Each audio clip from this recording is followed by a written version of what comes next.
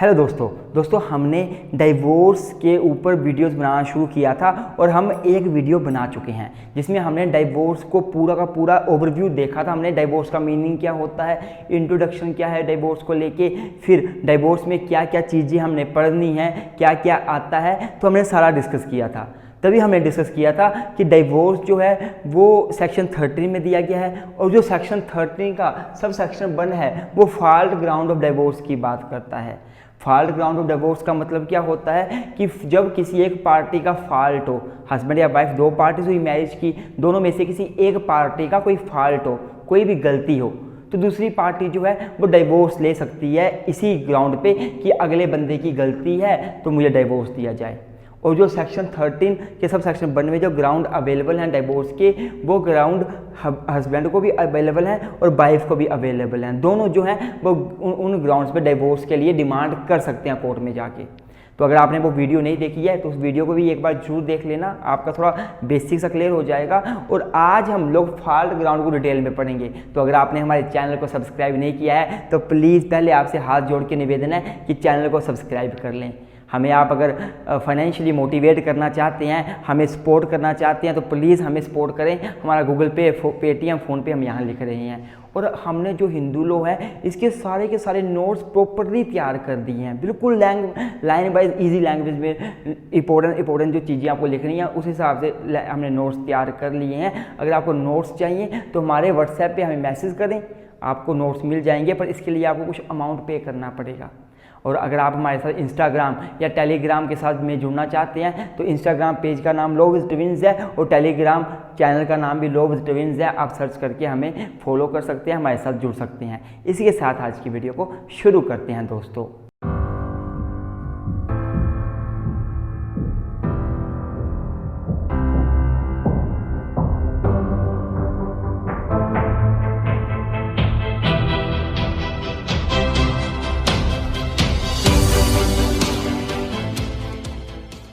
हाँ जी गाइज, तो गाइज अगर मैं फॉल्ट ग्राउंड ऑफ डिवोर्स की बात करूं तो टोटली 9 ग्राउंड थे पहले, लेकिन 2019 में हमारे पर्सनल लॉ में अमेंडमेंट हुई। हिंदुओं के जो पर्सनल लॉ है उसमें अमेंडमेंट की गई। उसके जरिए क्या था, एक जो ग्राउंड था वो हटा दिया गया जिसका नाम है लेप्रेसी। लेप्रेसी पहले ग्राउंड था डिवोर्स का, अब 2019 के बाद जो है यह ग्राउंड नहीं बचा है। इस ग्राउंड पे अब डिवोर्स नहीं लिया जा सकता। तो सबसे पहला क्या आता है, एडल्ट्री। मैंने सेक्शन यहाँ लिख दिए हैं, ये सारे सेक्शन हैं तो आपको सिंपल सा बता देता हूँ। पहला एडल्ट्री, दूसरा क्रुएल्टी, तीसरा डिजर्शन, चौथा कन्वर्जन, पांचवा इंसैनिटी, छठा जो है अब वेनेरियल डिजीज है क्योंकि लेप्रेसी हट गया है, ये ओमिट हो गया। ये पर्सनल लॉ अमेंडमेंट एक्ट 2019 के जरिए हुआ क्या था, Pankaj Sinha versus union of India का केस हुआ था सुप्रीम कोर्ट में।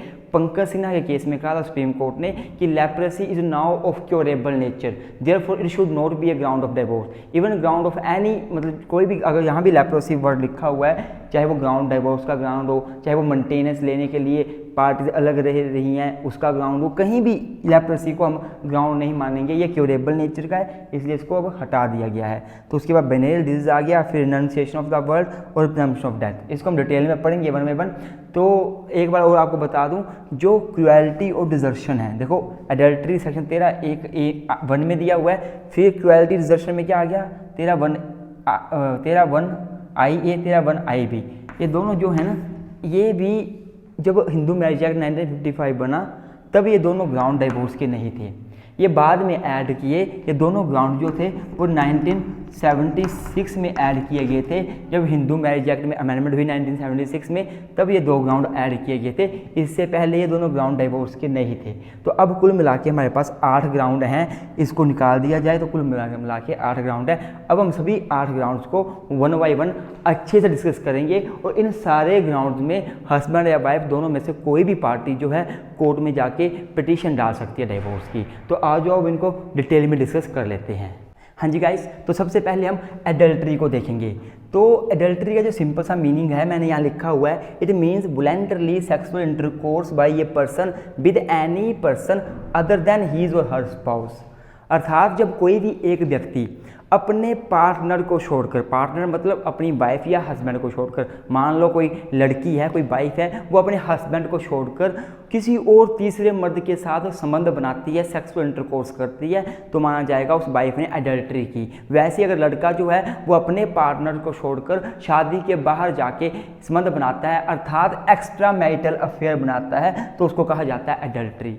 तो जो एग्रीव्ड पार्टी है, अर्थात जैसे हस्बैंड ने अपनी वाइफ को छोड़कर कहीं और बाहर जाकर संबंध बनाए, सेक्सुअल इंटरकोर्स किया, तो जो हस्बैंड की वाइफ है वो एग्रीव्ड पार्टी हुई। जो वाइफ है उसके पास राइट बन जाता है कि वो कोर्ट में जा सकती है और पिटीशन डाल सकती है कि मुझे डिवोर्स दिया जाए on the ground of adultery, कि मेरा जो पति है उसने मेरे साथ गलत काम किया, मेरे को धोखा दिया, मेरी शादी हमारी हुई है, हमारी शादी के बाहर जाकर उसने किसी और के साथ सेक्सुअल इंटरकोर्स किया, अर्थात मेरे पति ने फॉल्ट किया है, तो मुझे फॉल्ट ग्राउंड के बेस पे डिवोर्स दिया जाए, मेरे को एडल्ट्री के ग्राउंड पे डिवोर्स दिया जाए। पर इसमें एक बात याद रखनी है, वॉलंटरली सेक्सुअल इंटरकोर्स बड़ा जरूरी है, अर्थात जो पार्टनर है वो शादी के बाहर जाकर अपने लाइफ पार्टनर को छोड़कर किसी और के साथ सेक्सुअल इंटरकोर्स करता है, पर वॉलंटरली करता है, अपनी इच्छा से करता है, अपनी मर्जी से करता है। अगर मान लो कोई लड़का है, उसको कोई लड़की जो है वो बहुत सारी ड्रिंक दारू पिलाती है, लड़का अपनी होश में नहीं रहता बिल्कुल भी, लड़के के साथ फिर बाद में वो सेक्सुअल इंटरकोर्स हो जाता है, इवन उसको लगता है वो अपनी वाइफ के साथ ही कर रहा है, उसकी इच्छा से नहीं हो रहा, वॉलंटरली नहीं हो रहा, तो ये यहाँ पे कवर नहीं होगा, तब एडल्ट्री नहीं मानी जाएगी। वैसे ही मान लो कोई लड़का है या कोई लड़की है, उसके साथ जोर ज़बरदस्ती से सेक्सुअल इंटरकोर्स कर लिया जाता है, मान लो कोई लड़की है, उससे किसी और बंदे ने, उसके हस्बैंड को छोड़ के किसी तीसरे बंदे ने ज़बरदस्ती सेक्स कर लिया, डरा धमका के उसको जान से मारने की धमकी देके, कैसे भी उसकी इच्छा के बिना किया, तो इसको एडल्ट्री नहीं माना जाएगा, ये तो इसमें रेप की कैटेगरी में आ जाएगा। और हस्बैंड के केस में भी वैसे ही होगा कि अगर हस्बैंड है, उसको कोई लड़की जो है टॉर्चर करती है, डराती धमकाती है, किसी तरीके से भी किडनैप करके उसके साथ सेक्सुअल इंटरकोर्स करती है, तो वो भी एडल्ट्री नहीं माना जाएगा। अर्थात जो पार्टनर है वो वॉलंटरली सेक्सुअल इंटरकोर्स करे, अपनी इच्छा से करे, तभी एडल्ट्री माना जाएगा। दूसरी बात क्या है, जो ये सेक्सुअल इंटरकोर्स है, ये बात आपने याद रखनी है, ये शादी के बाद होना जरूरी है, अर्थात जो एडल्ट्री हो रही है वो शादी के बाद की जरूरत है। शादी के पहले चाहे पार्टनर ने जैसे मर्जी जो मर्जी किया हो, वो अनचास्टिटी रहा हो, अपवित्र रही हो लड़की या लड़का जो है, उसके बहुत सारे लड़कियों के साथ संबंध थे, वो यहाँ मैटर नहीं करता, उस ग्राउंड में डिवोर्स नहीं मिलेगा। शादी के बाद की एडल्ट्री की बात की जा रही है, शादी से पहले चाहे जैसा मर्जी उनका कंडक्ट रहा हो, अपनी लाइफ को लेके जिस मर्जी के साथ संबंध बनाए हों, वो बात यहाँ कवर नहीं की जाएगी। दूसरी बात जो है, जो 1976 में मैरिज लॉ में अमेंडमेंट हुई थी, इससे पहले क्या होता था, अगर आपने एडल्ट्री के ग्राउंड में डिवोर्स लेना होता था तो आपको ये प्रूव करना पड़ता था कि जो रेस्पोडेंट है, अर्थात जिससे आप डिवोर्स लेना चाहते हो, जो आपका लाइफ पार्टनर है, वो लगातार एडल्ट्री कर रहा है, अभी भी कर रहा है, आपको ये प्रूव करना पड़ता था। मतलब अगर आपके पार्टनर ने कई मान लो एक ही बार एडल्ट्री की, उसके बाद नहीं की, तो आप डिवोर्स नहीं ले सकते थे 1976 से पहले। लेकिन 1976 में मैरिज लॉ में अमेंडमेंट हुई। आज के टाइम पे क्या लॉ है कि अगर किसी के लाइफ पार्टनर ने, मतलब वाइफ या हस्बैंड ने, अगर सिंगल एक्ट किया है, सिर्फ एक बार ही एडल्ट्री किया पूरी लाइफ में, और पति को लग गया पता, मान लो पत्नी ने सिर्फ एक ही बार एडल्ट्री किया, पति को लग गया पता, तो ये सफिशिएंट है डिवोर्स लेने के लिए। मतलब क्या हुआ कि before marriage law amendment act 1976 the petitioner had to prove that, ये प्रूव करना पड़ता था that respondent was living in adultery, कि जो रेस्पोडेंट है जिसके अगेंस्ट मैं केस डाल रही हूँ डिवोर्स के लिए, वो वाज लिविंग इन एडल्ट्री, पर लगातार एडल्ट्री कर रहा था, आज भी कर रहा है। मतलब what now single act of adultery is sufficient, मतलब आज के टाइम पे तो अगर एक बार भी एडल्ट्री कर लिए सफिशिएंट है, इस ग्राउंड पे डिवोर्स मिल जाएगा। लंबी चौड़ी ऐसी प्रूव करने की जरूरत नहीं है कि बार बार एडल्ट्री कर रहा है या अभी भी कर रहा है, ऐसा नहीं है। अगर एक बार भी एडल्ट्री की है, दूसरे पार्टनर को राइट मिल जाएगा डिवोर्स लेने का। तीसरी बात क्या है, जो एडल्ट्री है ये पहले 2018 से पहले एक क्रिमिनल ऑफेंस था अंडर सेक्शन 497 ऑफ IPC। 497 के अंडर इसको IPC के अंडर इसको क्रिमिनल ऑफेंस माना गया था। लेकिन 2018 में जो safe shine versus union of India case का डिसीजन आया, इसमें सुप्रीम कोर्ट ने बोल दिया कि adultery is not a criminal offence, adultery को क्रिमिनल ऑफेंस नहीं माना गया, और ये बोला गया कि एडल्ट्री जो है ये क्रिमिनल ऑफेंस नहीं है, लेकिन फिर भी स्टिल ये एक ग्राउंड ऑफ डिवोर्स रहेगा। ये आज भी ग्राउंड ऑफ डिवोर्स है, इस ग्राउंड पे डिवोर्स लिया जा सकता है, पर इसके ग्राउंड पे किसी को सजा नहीं हो सकती। अगर कोई व्यक्ति एडल्ट्री करता है तो उसको पनिशमेंट नहीं दी जाएगी। इसके ऊपर अगर आप डिटेल में वीडियो चाहते हो कि ये सेक्शन क्यों हटाया गया, क्या रीज़न थे, क्या कोर्ट ने रीजनिंग दी तो हम अलग से वीडियो बना सकते हैं, आप कमेंट बॉक्स में कमेंट कर देना, लेकिन हम आज इतना ही डिस्कस करेंगे, इसके ऊपर ज़्यादा नहीं। तो अब हम दूसरा ग्राउंड क्रुएल्टी डिस्कस कर लेते हैं। हाँ जी गाइज, तो गाइज अब हम दूसरा जो ग्राउंड है डिवोर्स का वो डिस्कस कर लेते हैं, क्रुएल्टी। गाइज जब हिंदू मैरिज एक्ट 1955 पास हुआ था तब क्रुएल्टी डिवोर्स का ग्राउंड नहीं था, ये बाद में ऐड किया गया 1976 में अमेंडमेंट के जरिए। तो आज ये ग्राउंड है। अगर मैं बात करूँ क्रुएल्टी की, तो जो टर्म क्रुएल्टी है वो हिंदू मैरिज एक्ट में कहीं भी डिफाइन नहीं की गई है, और इसे डिफाइन करना इतना सरल भी नहीं है, आसान भी नहीं है, क्योंकि ये एक चेंजिंग कंसेप्ट है, ये टाइम टू टाइम चेंज होता रहा है। पुराने समय में क्या माना जाता था, क्रुएल्टी केवल फिजिकल क्रुएल्टी ही है, अर्थात केवल अगर हस्बैंड जो है पत्नी के ऊपर फिजिकल क्रुएल्टी करता था, अर्थात उसको मारता पीटता था, उसको हर्ट करता था, तभी ग्राउंड माना जाता था डिवोर्स का, या पत्नी पति को मारती पीटती थी तभी ग्राउंड होता था डिवोर्स का। फिजिकल क्रुएल्टी को ऐड किया गया था क्रुएल्टी की डेफिनेशन में, लेकिन टाइम टू टाइम जो है ये कंसेप्ट चेंज हुआ। आज के टाइम पे दोनों फिजिकल और मेंटल क्रुएल्टी को ऐड किया गया है। अगर कोई भी पति अपनी पत्नी को फिजिकली टॉर्चर करता है, अर्थात मारता पीटता है, या फिर मेंटली टॉर्चर करता है, मेंटल क्रुएल्टी का मतलब है मेंटली टॉर्चर करना, मान लो उसको ताने मारना, डोरी को लेके ताने मारना कि तू डोरी क्या लेकर आई, तू मेरे घर में क्या लेकर आई, या तेरे को खाना बनाने नहीं आता, ऐसे ताने मारना, जो कि वाइफ को मेंटली टॉर्चर कर रहे हैं, उसकी माइंड को वो बड़ा इफेक्ट कर रहे हैं, तो उसे भी आज क्रुएल्टी की डेफिनेशन में रखा गया है। तो क्रुएल्टी के इसी प्रकार कितने काइंड हो जाते हैं, 2 काइंड हो जाते हैं, फिजिकल क्रुएल्टी, मेंटल क्रुएल्टी। तो सबसे पुराना अगर मैं केस डिस्कस करूँ क्रुएल्टी के ऊपर, जो मेनली फिजिकल क्रुएल्टी से डील करता है, वो है रसल वर्सेस रसल का केस। इस केस में कोर्ट ने साफ कहा था, मैं आपको पढ़ के बता देता हूँ इसको। कोर्ट ने कहा कि क्रुएल्टी का मतलब होता है, in this case cruelty was defined as the conduct of such a character as to have caused danger to life, limb, health, body, और as to give rise to reasonable apprehension of such danger.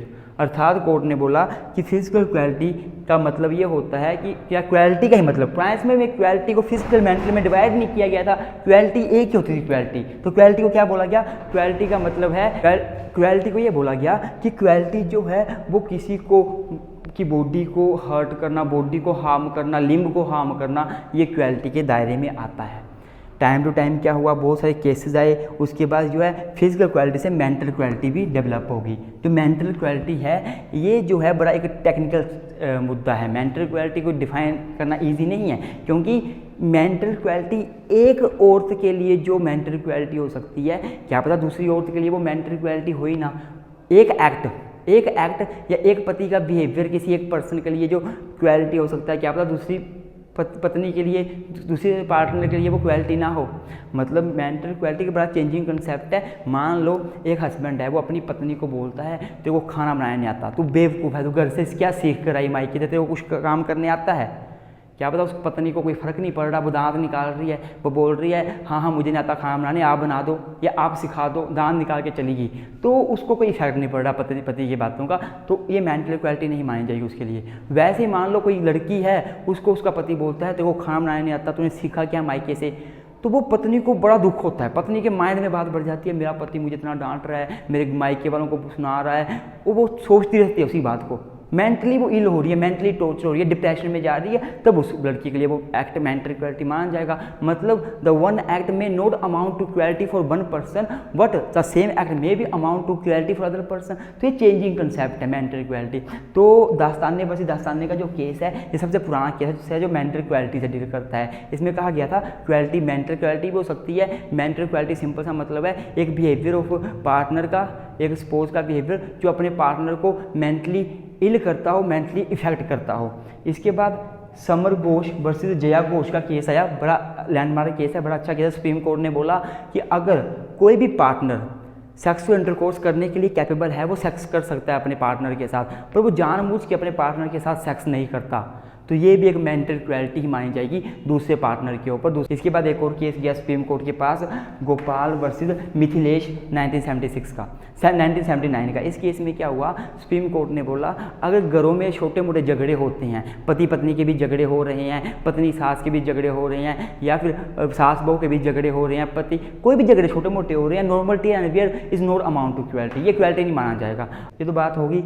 इसके बाद supreme court ने एक और case है supreme court के पास, सुमन Kapoor versus Sudhir Kapoor. इस case में सुप्रीम कोर्ट ने साफ साफ बोला कि क्वालिटी के लिए इंटेंशन होना जरूरी नहीं है।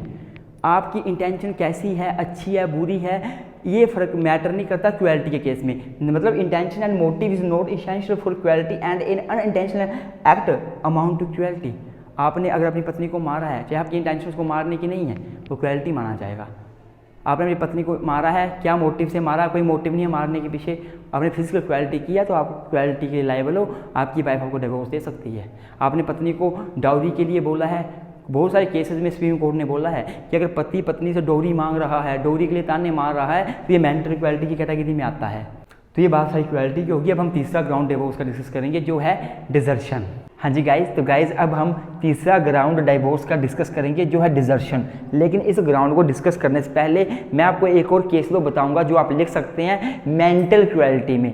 तो आप लिख सकते हैं केस भगत वर्सेस भगत, 1994 का केस है। इस केस में सुप्रीम कोर्ट ने मेंटल क्वालिटी को डिफाइन किया था। सुप्रीम कोर्ट ने सिंपल सी बात बोली थी भगत वर्सेस भगत में कि the mental quality Supreme Court defines the term mental quality as that conduct which inflicts upon the other party such mental pain and suffering as would make it not possible for that party to live with other।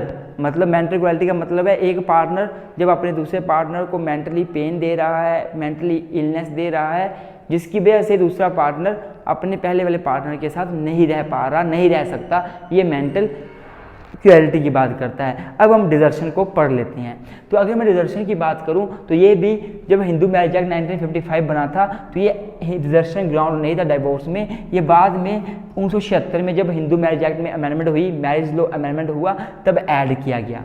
Desertion का simple सा मतलब क्या होता है, अगर simple सी बात करूँ, desertion का मतलब होता है कि हम मीनिंग की बात कर रहे हैं। डिजर्शन का मतलब होता है जब एक पार्टनर, हस्बैंड वाइफ है, दोनों में से कोई एक पार्टनर अपने दूसरे पार्टनर को छोड़ दे, अबंडन कर दे और भाग जाए, और जो भी उसकी मैरिटल ओब्लिगेशंस हैं, मैरिज से संबंधित जो भी उसकी ड्यूटीज़ है उनको पूरा ना करे।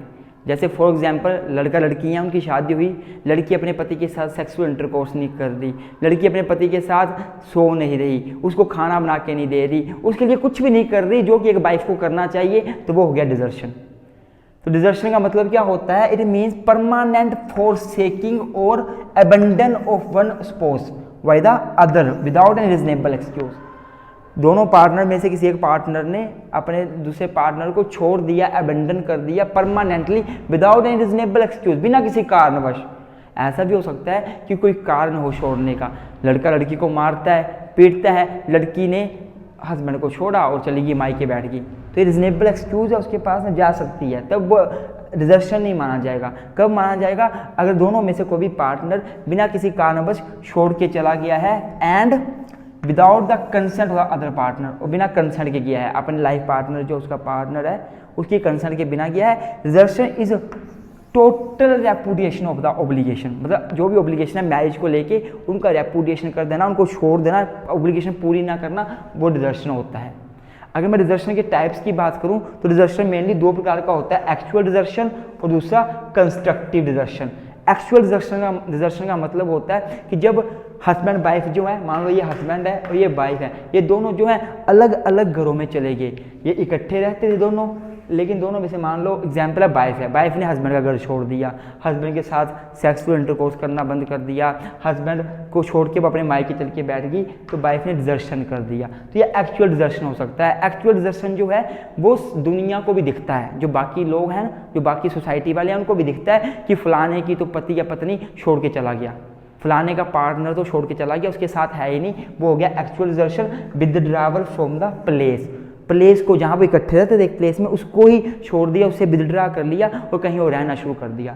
दूसरा क्या होता है डिजर्शन का टाइप, वो होता है कंस्ट्रक्टिव डिजर्शन। कंस्ट्रक्टिव डिजर्शन का मतलब होता है कि एक ही प्लेस में रह रहे हैं, प्लेस तो सेम ही है, हस्बैंड वाइफ एक घर में रह रहे थे, वो अभी भी एक घर में रह रहे हैं और दुनिया की नज़र में एज ए हस्बैंड वाइफ रह रहे हैं, लेकिन उन्होंने आपस में मैरिटल ऑब्लिगेशन को पूरा करना बंद कर दिया, आपस में कॉन्जुगल ड्यूटीज़ को पूरा करना बंद कर दिया। अर्थात वो रह तो एक ही घर में रहे हैं पर हस्बैंड वाइफ की तरह नहीं रह रहे, वो ना तो आपस में सेक्सुअल इंटरकोर्स कर रहे हैं, वाइफ जो है हस्बैंड के साथ सेक्सुअल इंटरकोर्स नहीं कर रही, वाइफ जो हस्बैंड के साथ बात नहीं कर रही, उसके लिए खाना नहीं बना रही, मतलब वो रह तो एक कर रहे हैं पर उन्होंने एक दूसरे की चीज़ों को यूज़ करना बंद कर दिया है, एक दूसरे के साथ रहना बंद कर दिया है। वो रह दुनिया की नज़र में तो वो हस्बैंड वाइफ हैं पर एक्चुअल में उन्होंने एक दूसरे को छोड़ दिया है। तो ये हो गया constructive desertion. Note from the place, place तो सेम ही है, प्लेस में ही रहते हैं। कंस्ट्रक्टिव डिजर्शन का मतलब होता है कि पार्टीज ने प्लेस को नहीं छोड़ा, but from the state of thing that is cohabitation, उन्होंने आपस में कोहैबिटेशन करना बंद कर दिया,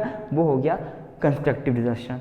अगर मैं डिजर्शन के इसेंशियल्स की बात करूं जो कि आपको एग्जाम में लिखने हैं, तो सबसे पहला इसेंशियल आता है there must be factum of separation. Factum of separation मतलब desertion may be from place of और स्टेट ऑफ थिंग। सबसे पहले क्या है कि डिजर्शन होना चाहिए, मतलब हमें दिखना चाहिए डिजर्शन हुआ है। वो डिजर्शन जो है वो प्लेस ऑफ थिंग्स को लेके भी हो सकता है, मतलब वो एक्चुअल भी हो सकता है, वो कंस्ट्रक्टिव भी हो सकता है, पर डिजर्शन होना चाहिए। पहली बात तो कोर्ट में ये प्रूव करनी पड़ेगी, एसेंशियल ये है कि हस्बैंड या वाइफ दोनों में से कोई एक पार्टनर जो है वो छोड़ के गया है। मान लो वाइफ छोड़ के चली गई हस्बैंड को, तो हस्बैंड को पहले ये प्रूव करना पड़ेगा कि मेरी वाइफ ने मुझे छोड़ दिया है, चाहे एक्चुअली छोड़ दिया है, एक्चुअल डिजर्शन किया है, चाहे कंस्ट्रक्टिव किया है कि हम रह तो इकट्ठे रहे हैं पर एज ए हस्बैंड वाइफ नहीं रह रहे। हस्बैंड को ये प्रूव करना पड़ेगा पहले कि मेरी वाइफ मुझे छोड़ के चली गई है। अगर हस्बैंड डिवोर्स लेना चाहता है on the ground of desertion, अगर वाइफ लेना चाहती है तो वाइफ को प्रूव करना पड़ेगा। कोई भी जो लेना चाहता है पहले तो ये बात प्रूव करनी पड़ेगी कि मेरा पार्टनर मुझे छोड़ के चला गया है, चाहे एक्चुअल डिजर्शन प्रूव कर दो चाहे कंस्ट्रक्टिव कर दो, जैसा उसने आपके साथ किया है वैसा आपको प्रूव करना पड़ेगा। दूसरा ये प्रूव करना पड़ेगा कि एनिमस डेसरडेंडी, इसका मतलब होता है इंटेंशन ऑफ डिजर्शन। मतलब ये हुआ कि मेरा पार्टनर मुझे छोड़ के गया है और उसकी इंटेंशन है to bring the cohabitation permanently to end. मेरा पार्टनर मुझे छोड़ के चला गया और उसकी इंटेंशन क्या है, मेरे साथ कोई कोहैबिटेशन नहीं करना, उसकी इंटेंशन ही मुझे छोड़ने की है। पहले हस्बैंड को प्रूव करना पड़ेगा मेरा पार्टनर मुझे छोड़ के चला गया। दूसरा से ये भी प्रूव करना पड़ेगा कि मेरा पार्टनर जो है इंटेंशनली छोड़ के गया है, वो मुझसे सेक्सुअल इंटरकोर्स नहीं करना चाहता, कोहैबिटेशन नहीं करना चाहता, एज ए वाइफ वो मेरे साथ नहीं रहना चाहती। हो सकता है ना कि हस्बैंड वाइफ है, वाइफ जो है वो अपने मायके कुछ महीने के लिए गई है रहने के लिए, तो इसका मतलब डिजर्शन थोड़ा ना हो जाएगा। या वाइफ जो है वो जॉब के पर्पज़ से अपने पति से दूर चली गई है, पर वो आती है हर महीने में अपने पति के साथ रहती है, कोहैबिटेशन करती है, सेक्सुअल इंटरकोर्स करती है, तो वो डिजर्शन नहीं माना जाएगा। तो पहला तो पति ये प्रूव करेगा कि मेरी वाइफ मुझे छोड़ के चली गई है, चाहे वो एक्चुअली गई है या कंस्ट्रक्टिव गई है, मतलब प्लेस हो, हमने प्लेस अलग अलग हो गया हमारे, ये प्लेस सेम ही है, या फिर मतलब हमने एक दूसरे को एक ही रूफ के अंदर as a husband wife treat करना बंद कर दिया है। ये प्रूव करेगा कि डिजर्शन कर दिया, मेरी वाइफ ने मेरे को छोड़ दिया है। दूसरा प्रूव करना पड़ेगा कि वो जो छोड़ के गई है उसकी इंटेंशन मुझे छोड़ने की है। इंटेंशन क्या है, to bring the cohabitation permanently to end, खत्म करने के लिए, परमानेंटली एंड करने के लिए, ये उसकी इंटेंशन है। तीसरा उसको ये प्रूव करना पड़ेगा कि जो वो छोड़ के गई है it she left the without any reasonable excuse. जो मुझे वो छोड़ के गई है उसके पास कोई रीजनेबल एक्सक्यूज़ नहीं है। मैं ना तो उसको मारता हूँ, ना पीटता हूँ, ना मैंने कोई कमी रखी, मैं उसको हस्बैंड की तरह अच्छा ट्रीट कर रहा हूँ, अपना 100% दे रहा हूँ, फिर वो बिना किसी कारण को छोड़ के चली गई, ये भी प्रूव करना पड़ेगा। फिर हस्बैंड को ये भी प्रूव करना पड़ेगा कि वो मेरी कंसर्न के बिना गई है, उसने जो मुझे छोड़ा है, जो वो मेरे को छोड़ के गई है, वो विदाउट माई कंसर्न गई है, मेरा बिना कंसर्न गई हुई है। और सबसे जरूरी पॉइंट ये प्रूव करना पड़ेगा पांचवा हस्बैंड को कि जब वो केस फाइल करेगा ना, डिवोर्स के लिए पिटीशन डालेगा डिजर्शन के ग्राउंड में, तो उसको ये प्रूव करना पड़ेगा कि 2 साल हो गए हैं मेरे पार्टनर को छोड़े हुए, आज से 2 साल पहले वो मुझे छोड़ के चला गया था, मतलब statutory period of 2 year must have run before A petition is presented. जब वो पिटीशन डाल रहा है उससे पहले मेरे को 2 साल हो गए हैं, 2 साल तक वो मेरे पास नहीं रही, उसने मेरे को डिजर्ट कर दिया, हमने आपस में कोई कोहैबिटेशन नहीं किया, वो मुझे हस्बैंड ही ट्रीट करती, पूरे 2 साल का टाइम पीरियड हो गया है। अगर यहाँ पे 1 साल का टाइम पीरियड हुआ है या 6 महीने का हुआ है, तब हस्बैंड जो है डिवोर्स नहीं ले सकता डिजर्शन के ग्राउंड में। डिजर्शन के ग्राउंड में डिवोर्स चाहता है तो प्रूव करना पड़ेगा कि पिछले 2 सालों के से हमारे बीच कोई कोहैबिटेशन नहीं हुई, कोई सेक्सुअल इंटरकोर्स नहीं हुआ, वो मुझे छोड़ के टोटल चली गई है। तो ये सारी बातें डिजर्शन में आप लिखोगे। अब हम डिजर्शन के कुछ केस लॉ के बारे में जान लेते हैं। हाँ जी, तो जो बड़ा इंपॉर्टेंट केस है डिजर्शन को लेके वो है ज्योतिष चंद्रा वर्सेस मीना के मीना। ये बड़ा ही लैंडमार्क केस है डिजर्शन को लेके, काफ़ी बार जुडिशल एग्जामिनेशन के प्री में पूछा जाता है। तो इस केस में क्या हुआ, ज्योतिष चंद्रा वर्सेस के मीना, इस केस में सुप्रीम कोर्ट ने क्या हुआ, क्या पहले फैक्ट सुन लो कि एक पति था वो अपनी पत्नी को मारता था, हस्बैंड जो था वो अपनी वाइफ को मारता था, अपनी वाइफ को टॉर्चर करता था। तो वाइफ को लगा कि मैं अपने पति के साथ नहीं रह सकती, वाइफ को लगा कि ये मुझे मार देगा, मेरी बॉडी को नुकसान पहुंचाएगा, मुझे नुकसान पहुंचाएगा, मेंटली मेरे को टॉर्चर कर रहा है, तो मैं इसके साथ नहीं रह सकती। तो पत्नी ने क्या किया, पत्नी अपने पति का घर छोड़ के चली गई मायके। तो बाद में सुप्रीम कोर्ट के पास डिवोर्स का केस चला, तो कोर्ट ने ये बोला, कोर्ट के सामने ये सिचुएशन खड़ी हुई कि इस केस में डिजर्शन करने वाला डिजर्टर कौन है, वाइफ है, अर्थात वाइफ ने डिजर्शन किया या पति ने किया, मतलब पति ने डिजर्शन किया हुआ है या वाइफ ने किया हुआ है। तो कोर्ट ने ये बोला कि इस केस में जो डिजर्टर है वो हस्बैंड है, उसने डिजर्शन किया हुआ, ना कि पत्नी ने।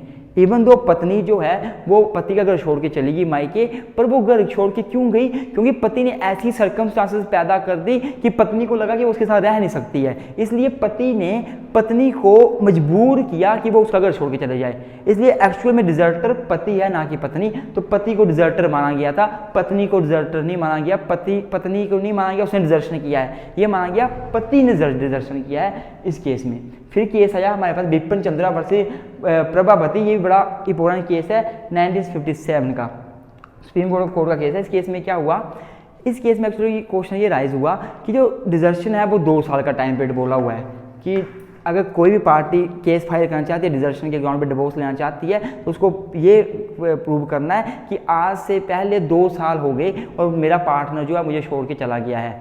तो क्वेश्चन ये राइज हुआ कि मान लो एक पार्टनर की, हस्बैंड या वाइफ दोनों में से किसी एक पार्टनर की इंटेंशन थी पत्नी को छोड़ने की, इंटेंशन थी, पर इंटेंशन केवल 1 साल तक की थी, या फिर 1.5 साल तक की थी, या फिर केवल 6 महीने तक की इंटेंशन थी, उसके बाद नहीं थी। मान लो कि पति है वो पत्नी को छोड़ के चला गया, 1 साल तक की उसकी इंटेंशन थी। आपको पता है इंटेंशन होना बहुत जरूरी है, एनिमस डेसिडेंडी होना बहुत जरूरी है, इंटेंशन होना बहुत जरूरी है डिजर्शन के लिए। पति की 1 साल तक इंटेंशन थी पत्नी को छोड़ने की, पर 1 साल के बाद उसकी इंटेंशन नहीं रही, वो अपनी पत्नी के साथ रहना चाहता है लेकिन फिर भी वो नहीं रहता, तो क्या ये डिजर्शन माना जाएगा? तो सुप्रीम कोर्ट ने बोला कि डिजर्शन में जो 2 साल का टाइम पीरियड दिया गया है, इसका मतलब है 2 साल तक पति की या पत्नी की जो भी छोड़ के गया है उसकी इंटेंशन है अपने पार्टनर को त्यागने की, छोड़ने की, डिजर्ट करने की। तो वो पूरा 2 साल का टाइम पीरियड होना चाहिए। अगर मान लो किसी पार्टनर की केवल 6 महीने टेंशन रहती है छोड़ने की, उसके बाद वो चेंज हो जाती है, फिर वो इकट्ठा रहना चाहता है, तो उसको डिजर्शन नहीं माना जाएगा। तो डिजर्शन कब माना जाएगा? जब पूरा 2 साल तक का जो टाइम पीरियड दिया गया है उस टाइम तक उनकी आपस में उसकी अपने पार्टनर के साथ रहने की इंटेंशन ही नहीं थी जो छोड़ के गया। तो मतलब 2 साल का स्टैट्यूटरी पीरियड पूरा होना चाहिए, 2 साल तक इंटेंशन बनी रहनी चाहिए कि मुझे अपने पार्टनर के साथ नहीं रहना है, तभी दूसरे पार्टनर को डिवोर्स मिलेगा। अगर पहले पार्टनर की इंटेंशन चेंज हो गई तब फिर उसको डिवोर्स नहीं मिलेगा, जो दूसरा पार्टनर है जिसको छोड़ के गया था बंदा। अब बात आती है कि क्या टर्मिनेशन ऑफ डिजर्शन हो सकता है? मान लो पति ने पत्नी को छोड़ दिया और चला गया पति, या पत्नी ने पति को छोड़ दिया और चली गई, उसके साथ सेक्सुअल इंटरकोर्स नहीं कर रही है, मैरिटल ऑब्लिगेशन पूरी नहीं कर रही है, तो ये डिजर्शन टर्मिनेट कब होगा? क्या हो भी सकता है या नहीं? तो हो सकता है, बिल्कुल हो सकता है। जब जैसे ही दोनों पार्टनर के बीच सेक्सुअल इंटरकोर्स हुआ तो वो डिजर्शन टर्मिनेट हो जाएगा, खत्म हो जाएगा, उसका एंड हो जाएगा। After the sexual intercourse between the husband and wife the desertion will comes to end. अब हम बात करेंगे इसके बाद 4th ग्राउंड ऑफ डिवोर्स की। हाँ जी गाइज, तो गाइज अब हम 4th ग्राउंड, जो फॉल्ट ग्राउंड है डिवोर्स का, हस्बैंड या वाइफ दोनों को अवेलेबल है, वो है कन्वर्जन। हम इसको डिस्कस करेंगे। तो हिंदू मैरिज एक्ट 1955 का सेक्शन 13 सब सेक्शन 1 क्लोज 2 है, वो कन्वर्जन से डील करता है। कन्वर्जन का सिंपल सा मतलब होता है अपने धर्म को चेंज कर लेना, to change the Hindu religion. मतलब conversion here means to change the Hindu religion. Conversion का मतलब होता है अपने धर्म को चेंज कर लेना।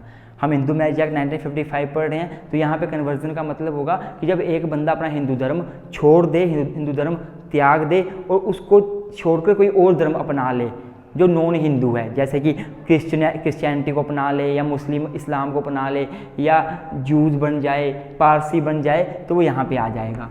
तो इसका मतलब होता है to change the religion. Hindu मैंने वर्ड यूज़ किया हुआ इसलिए क्योंकि हिंदू मैरिज एक्ट से डील करता है, हिंदुओं से डील करता है। वैसे सिंपली कन्वर्जन का मतलब होता है to change the religion. Hindu मैंने ऐसे लिख दिया इसके संदर्भ में। अब बात करेंगे इसकी इसेंशियल्स की। तो 2 इसेंशियल्स हैं। पहले तो बंदे को ये प्रूव करना पड़ेगा, मान लो हस्बैंड वाइफ है और वाइफ ने मान लो धर्म कन्वर्ट कर लिया, वो हिंदू से मुस्लिम बन गई और हस्बैंड जो है डिवोर्स लेना चाहता है, तो पहले तो हस्बैंड को ये प्रूव करना पड़ेगा कि जो उसकी वाइफ है जो कि रेस्पोंडेंट होगी, जिसके अगेंस्ट वो केस करेगा डिवोर्स का, रेस्पोंडेंट बन जाएगी, वो खुद पिटिशनर बन जाएगा। हस्बैंड जो है, हस्बैंड को ये प्रूव करना पड़ेगा कि उसकी जो वाइफ है she has ceased to be Hindu, अर्थात उसने हिंदू धर्म छोड़ दिया है, अब वो हिंदू नहीं रही। दूसरी बात उसको ये प्रूव करनी पड़ेगी she has converted to another religion, कि मेरी वाइफ ने हिंदू धर्म छोड़ दिया है और अब वो दूसरे रिलीजन में कन्वर्ट हो गई है। दूसरा रिलीजन का मतलब क्या है कि वो मुस्लिम बन गई है या पारसी बन गई है या फिर क्रिश्चियन बन गई है या फिर ज्यू बन गई है। अगर एक बंदा मान लो हिंदू था, वो सिख बन जाए तो वो हिंदू ही ट्रीट किया जाएगा, बुद्धिस्ट बन जाए हिंदू ही ट्रीट किया जाएगा, जैन बन जाए वो हिंदू ही ट्रीट किया जाएगा। पर दूसरी जो वाइफ है उसकी वो किसी और रिलीजन में कन्वर्ट हो गई है, मतलब वो मुस्लिम, क्रिश्चियन या फिर पारसी ज्यू में कन्वर्ट हो गई है। दोनों बातें प्रूव कर देगा तो उस बंदे को डिवोर्स मिल जाएगा कन्वर्जन के ग्राउंड में। लेकिन एक बात याद रखना, कन्वर्जन जो है वो ऑटोमेटिकली नहीं मैरिज को ख़त्म कर देता। मान लो हस्बैंड वाइफ हैं, वाइफ ने अपना धर्म कन्वर्ट कर लिया पर पति के साथ रह रही है, पति भी उसके साथ रह रहा है, सेक्सुअल इंटरकोर्स कर रही है, तो पत्नी के धर्म कन्वर्ट करने से ऑटोमेटिकली मैरिज खत्म नहीं हो जाएगी। मैरिज वो हस्बैंड वाइफ ही रहेंगे। मैरिज केवल तब खत्म होगी जब जो पति है वो अपनी पत्नी के अगेंस्ट कन्वर्जन के ग्राउंड पे डिवोर्स फाइल करता है, तभी जो है मैरिज खत्म होगी, ऐसे मैरिज खत्म नहीं होगी। समझे आपको? तो अब हम पांचवा पॉइंट डिस्कस करेंगे इंसानिटी के बारे में। हाँ जी गाइज, तो गाइज जो अगला पॉइंट है डिवोर्स का जो ग्राउंड है वो है insanity. Section 13 sub section 1 close 3 insanity से डील करता है। इंसानिटी का मतलब होता है पागल हो जाना, अनसाउंड माइंड का हो जाना। तो इसलिए अगर हस्बैंड या वाइफ दोनों में से एक पार्टनर कोई भी अगर पागल हो जाए तो दूसरा पार्टनर जो बिल्कुल सही है वो डिवोर्स ले सकता है। पागल होने का मतलब है कि उसको सही गलत का नहीं पता, वो अपनी लाइफ को लेकर रैशनल डिसीजन नहीं ले सकता, उसे नहीं पता क्या सही है क्या गलत है, क्या मैरिज है, उसको कुछ पता ही नहीं है। तो जो सही पार्टनर है बिल्कुल माइंड से ओके है, वो दूसरे पार्टनर से डिवोर्स ले सकता है। लेकिन उसको कुछ चीज़ें प्रूव करनी पड़ेगी। सबसे पहले उसको ये प्रूव करना पड़ेगा कि जो मेरा पार्टनर है, जो रेस्पोंडेंट है, जिसके अगेंस्ट मैं डिवोर्स लेना चाहता हूँ, वो पागल हो गया है, वो जो उसका पागलपंती है, जो उसका माइंड जो पागल हुआ है वो इनक्योरेबल नेचर का है, अर्थात he has been incurable of unsoundness of mind. मतलब जो वो उसका पागल हुआ है वो इनक्योरेबल नेचर का है, वो ठीक नहीं हो सकता। वो कभी वो पागल हो गया है तो वो ठीक नहीं हो सकता। दूसरा उसको ये प्रूव करना पड़ेगा, रेस्पोंडेंट जो है, मुझे पिटिशनर है उसको ये प्रूव करना पड़ेगा जो रेस्पोंडेंट है, जो पागल हुआ है, उसका मेंटल लेवल है, इलनेस लेवल है, वो इतना हाई है, इतना ज़्यादा है कि मैं उसके साथ रह नहीं सकता, मुझे उसके साथ रहना पॉसिबली नहीं है, उसके साथ रहकर मैं जीवन यापन नहीं कर सकता। The respondent has been suffering continuously from mental disorder. जो रेस्पोंडेंट है वो लगातार मेंटल डिसऑर्डर से जो है वो सफ़र कर रहा है और ऑफ सच ए नेचर, उस नेचर का है, and to such an extent, और वहाँ तक उसका अनसाउंडनेस ऑफ माइंड पहुँच गया है that the petitioner can not reasonable be expected to live with the respondent. जो मतलब कि पिटिशनर है वो उसके साथ रह नहीं सकता, उसके साथ रहना मुश्किल है, अनएक्सपेक्टेड है, एक्सपेक्टेड नहीं है, तो उसको डिवोर्स मिल जाएगा। जो इसकी एक्सप्लेनेशन है सेक्शन 13 सब सेक्शन 1 क्लोज 3 की एक्सप्लेनेशन है, वो बताती है कि अनसाउंडनेस ऑफ माइंड का मतलब क्या होगा।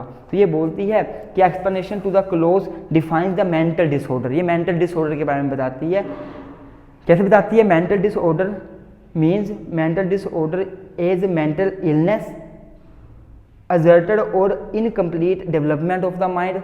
मेंटल इलनेस भी इसमें आएगी, इनकम्प्लीट डेवलपमेंट ऑफ माइंड भी इसमें आएगा, साइकोपैथिक डिसऑर्डर और एनी अदर डिसऑर्डर और disability of mind and include schizophrenia. जो सिजोफ्रेनिया है, अगर किसी व्यक्ति को सिजोफ्रेनिया है तो वो भी अनसाउंडनेस ऑफ माइंड की कैटेगरी में आएगा, और जो बिल्कुल ठीक पार्टनर है वो डिवोर्स ले सकता है। अब हम नेक्स्ट पॉइंट डिस्कस कर लेते हैं। हाँ जी गाइज, तो गाइज जो नेक्स्ट ग्राउंड है डिवोर्स का वो पहले था लेप्रोसी, अब ये ख़त्म हो गया, ये ओमिट कर दिया गया है, अब ये नहीं रहा है। लेप्रोसी का मतलब होता है कोड पढ़ना। तो मैरिज लॉ में अमेंडमेंट हुई थी 2019 में, उसके जरिए लेप्रोसी को ख़त्म कर दिया गया है।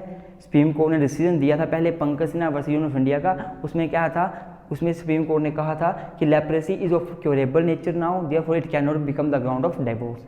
अब आती है बात अगले पॉइंट की, वो है venereal disease, section 13 sub section 1 close 5। जो वेनेरियल डिजीज़ है इसका मतलब होता है कि जो कम्युनिकेबल नेचर की डिजीज़ होती हैं, जैसे कि HIV एड्स। अगर मान लो हस्बैंड या वाइफ दोनों में से कोई एक पार्टनर वेनेरियल डिजीज से सफ़र करता है, कम्युनिकेबल नेचर वाली डिजीज से सफ़र करता है, तो दूसरा पार्टनर जो है वो डिवोर्स ले सकता है, जो बिल्कुल सही है, स्वस्थ है। जो कम्युनिकेबल नेचर है, लिखा हुआ मैंने, if the respondent suffer from venereal disease of communicable nature divorce may be granted to the petitioner, तब भी पटिशनर को डिवोर्स मिल सकता है इस ग्राउंड पे।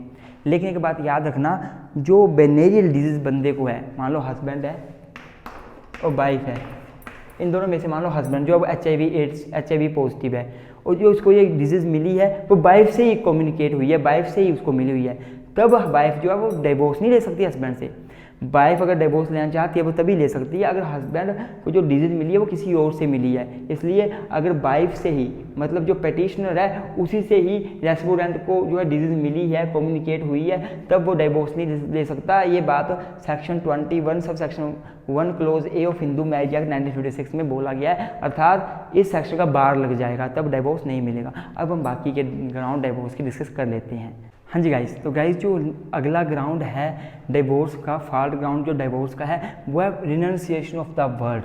रिनंसिएशन ऑफ द वर्ल्ड का मतलब होता है कि दुनिया को त्याग देना, साधु बन जाना और हर्मिट बन जाना। जो सेक्शन 13 सब सेक्शन 1 क्लोज 6 है वो जो है इससे डील करता है, रिनंसिएशन ऑफ द वर्ल्ड से। मतलब बोलने का ये हुआ कि अगर कोई व्यक्ति, हस्बैंड या वाइफ दोनों में से कोई भी अपना, मतलब वो दुनिया त्याग देता है, अर्थात सारा दिन दुनिया छोड़ देता है, साधु बन जाता है, कोई रिलीजियस ऑर्डर को फॉलो कर लेता है, वो सेक्सुअल इंटरकोर्स नहीं करता, तो जो दूसरा पार्टनर है जो साधु नहीं बना है, जो बिल्कुल सही है, वो डिवोर्स ले सकता है। लेकिन 2 एसेंशियल प्रूव करना बहुत ज़रूरी है। ये दोनों एसेंशियल जब प्रूव होंगे तभी डिवोर्स मिलेगा, वरना नहीं मिलेगा। पहला क्या है, the respondent must have renounce the world. पहले तो ये प्रूव करना पड़ेगा कि जो रेस्पोंडेंट है उसने वर्ल्ड को त्याग दिया है, रिनाउंस कर दिया है, छोड़ दिया है, साधु बन गया है। इतना इनफ नहीं है, ये भी प्रूव करना पड़ेगा साथ में कि he must have enter in some religious order, कि जो मेरा पार्टनर है उसने दुनिया त्याग दिया है, साधु बन गया है, और प्लस उसने कोई रिलीजियस ऑर्डर में एंटर कर लिया है। कोई भी रिलीजियस ऑर्डर, चाहे हिंदू बन गया है, प्रार्थना समाज का फॉलोअर बन गया है, कोई ना कोई रिलीजियस ऑर्डर में एंटर कर लिया है। अगर एक ही है, मान लो ये है ये नहीं है, तब डिवोर्स नहीं मिलेगा। दोनों प्रूव करने पड़ेंगे। अब मान लो कोई व्यक्ति है, मान लो हस्बैंड वाइफ है, जो हस्बैंड वाइफ है, हस्बैंड जो है वो साधु बन जाता है और जाता है, भिक्षा मांगता है, पैसा इकट्ठा करता है, घर आता है वापस, अपनी वाइफ के साथ सेक्सुअल इंटरकोर्स कर रहा है, सारा कुछ कर रहा है, बच्चे पैदा कर रहा है, तो इसको जो है वो रिनाउंस द वर्ल्ड नहीं माना जाएगा। अर्थात जो वाइफ है वो डिवोर्स नहीं ले सकती इस ग्राउंड पे। अगर लेना चाहती है तो ये दोनों चीज़ें होनी चाहिए, अर्थात हस्बैंड पहली बात तो दुनिया त्याग दे, दूसरी बात किसी रिलीजियस ऑर्डर में एंटर कर जाए, फिर वो अपनी वाइफ के पास नहीं आता है, साथ नहीं रहता है, सेक्सुअल इंटरकोर्स नहीं करता है, तभी डिवोर्स मिलेगा।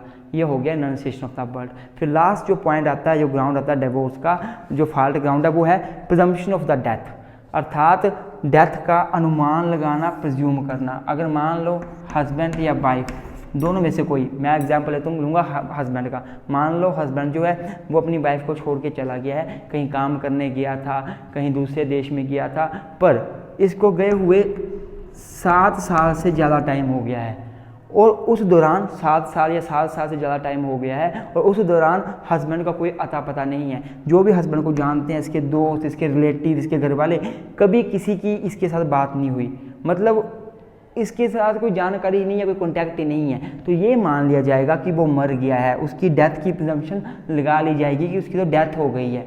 और सेक्शन 13(1) जो 7 है वो बोलता है, सेक्शन 13 सब सेक्शन 1 क्लोज 7 जो है वो बोलता है कि इस ग्राउंड पे जो दूसरा पार्टनर है जो अभी घर पे है वो डिवोर्स ले सकता है। मतलब यह हुआ कि 7 साल का टाइम पीरियड होना चाहिए, 7 साल या 7 साल से ज़्यादा का टाइम पीरियड होना चाहिए। ये जो सेक्शन है वो इंडियन एविडेंस एक्ट के सेक्शन 108 के बेस पे बना हुआ है। इसकी जो फाउंडेशन है वो सेक्शन 108 में है, जहाँ पे प्रिजम्पशन ऑफ डेथ की बात की गई है। ये बोला गया है कि अगर कोई भी व्यक्ति 7 ईयर तक घर से गायब रहता है, उसके घर वाले उससे बात नहीं करते, 7 साल से ज़्यादा टाइम हो गया है, और जो भी उस बंदे को जानने वाले थे उनसे कोई कॉन्टैक्ट नहीं हो पाया, तब ये माना जाएगा कि वो बंदा मर गया है, उसकी डेथ मान ली जाएगी। तो जो मान लो हस्बैंड या वाइफ में से हस्बैंड जो है वो पिछले 7 साल तक कोई कॉन्टैक्ट में नहीं है किसी के, उससे बातचीत नहीं हुई, तो उसकी वाइफ इस ग्राउंड पे भी डिवोर्स ले सकती है, ये डिवोर्स मिल जाएगा। लेकिन एक बात याद रखना कि अगर वाइफ जो है वो बिना डिवोर्स लिए, अगर मान लो हस्बैंड वाइफ जो है वो वाइफ जो हस्बैंड है वो 7 साल तक घर में नहीं आया, किसी से बातचीत नहीं हुई, कोई जानता नहीं है, वो वाइफ ने इस ग्राउंड पे डाइवोर्स नहीं लिया पर दूसरी शादी कर ली। और हस्बैंड जो है वो मान लो 8वें साल में घर में वापस आ गया, 1 साल के बाद आ गया शादी के, तो वाइफ को बाईगैमी के लिए लायबल किया जा सकता है। वाइफ ने बाईगैमी इस मैरिज की, अगर वो मैरिज करना चाहती है तो उसको प्रूव करना पड़ेगा, उसको जो है पहले अपने डिवोर्स की डिग्री लेनी पड़ेगी on the ground of presumption of death, कि मेरा हस्बैंड पिछले 7 साल तक घर में नहीं आया तो उसको मरा हुआ प्रज्यूम किया जाएगा, तो सर मुझे इस ग्राउंड पर डिवोर्स दे दो, तभी वो दूसरी शादी कर सकती है। मैंने कुछ पॉइंट लिखे हैं, आप इनको पढ़ लो, आपको ईजी हो जाएगा। अगर आप ये नोट्स लेना चाहते हैं, बड़े ईजी लैंग्वेज में नोट्स बने हैं, तो आप हमें हमारे व्हाट्सएप नंबर पर कॉल मैसेज करें और आपको PDF फाइल मिल जाएगी, पर इसके लिए आपको कुछ अमाउंट पे करना पड़ेगा, पर बहुत अच्छे रेलिवेंट नोट्स बने हैं, आपको बड़े इजी लगेंगे। तो मतलब क्या लिखा हुआ है, the provision of divorce on the presumption of death has its foundation in section 8 of the Indian evidence act 1872। As per this section a person is presumed to be dead if he is not heard of as alive for 7 years और more by those who would have normally heard who would have normally heard from him or about him had he been alive। मतलब जो उसको जानते थे, उससे बात करते थे, जो उसको जानने वाले हैं, उन्होंने कभी नहीं सुना, उसको कभी कॉन्टैक्ट नहीं हुआ, और ये मान लिया जाएगा वो मर गया है। The burden of proving that such person is not dead but alive lies on him who affirm it. यही मानेगा कोर्ट कि बंदा वो मर गया है, पर अगर कोई बंदा बोलता है वो नहीं मरा है, वो तो अभी जीवित है, तो उसको प्रूव करना पड़ेगा कि कैसे जीवित है, वो कहाँ है, जो ये अफर्म करेगा बात की वो बंदा मरा नहीं है, तो जो बंदा ये बात बोलता है उसको ही प्रूव करना पड़ेगा। और अगर सेकंड मैरिज परफॉर्म कर लेता है पार्टनर बिना डिवोर्स लिए, तो उसको क्या माना जाएगा, सेकंड मैरिज को बाईगेमियस मैरिज माना जाएगा। अगर वो डिवोर्स नहीं लेता तो, और जो सेकंड मैरिज करता है बंदा, उसको बाईगेमी के लिए लायबल किया जा सकता है। तो ये सारे ग्राउंड जो है डिवोर्स के हैं। अब हम अगली वीडियो में सेक्शन 13 सब सेक्शन 2 के अंदर जो ग्राउंड है उनको डिस्कस करेंगे, जो मेनली वाइफ को दिए गए हैं डिवोर्स के ग्राउंड। तो कल मिलते हैं। Thank you so much. Video अच्छी लगी है लाइक जरूर कर दें, चैनल को सब्सक्राइब जरूर कर दें।